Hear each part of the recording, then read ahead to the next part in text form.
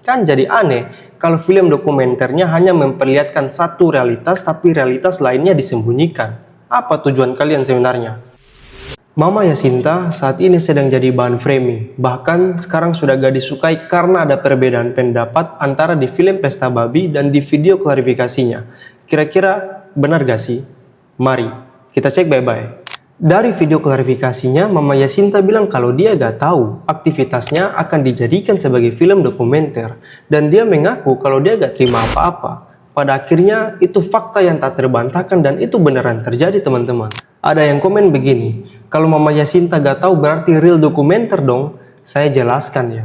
Wasdog itu sebagai produsen film dokumenter yang disutradarai oleh Dandi Laksono gak mungkin kalau gak ada perencanaan. Perencanaannya untuk apa?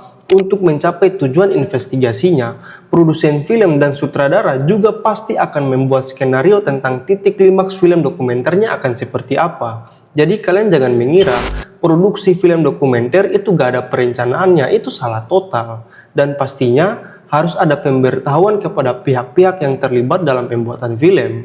Kalau kalian menyudutkan Mama Yasinta cuman gara-gara Mama Yasinta berharap ada imbalan dari film itu, apa kabar dengan Wasdog sama Dandi Laksono? Kalian pikir Wasdog itu bisa produksi film tanpa uang? Ini gila teman-teman, gak mungkin. Astaga, jelas kok Wasdog itu dapat uang salah satunya dari Soros itu. Gak mungkin juga Dandi Laksono bisa jadi sutradara kalau produsen filmnya gak ada uang. Mustahil teman-teman. Kalau insiden Mama Yasinta sudah begini, Wasdog sama Dandi Laksono itu bagian dari pihak-pihak yang mengeksploitasi Mama Yasinta atas ketidaktahuan dia dalam pembuatan film Pesta Babi itu. Akhirnya kan Mama Yasinta jadi target tuduhan di media sosial, mengatasnamakan aktivisme tapi menyimpan luka yang dalam bagi seorang tokoh adat. Lagi pula ya, framing dari film Pesta Babi itu berat sebelah teman-teman. Hanya menampilkan sisi negatif di Papua Selatan, tapi sisi positifnya sama sekali gak diangkat. Gak dikasih ruang sedikit pun.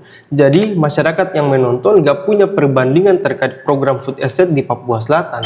Akhirnya kan orang-orang yang menonton film itu pasti memiliki sudut pandang yang negatif.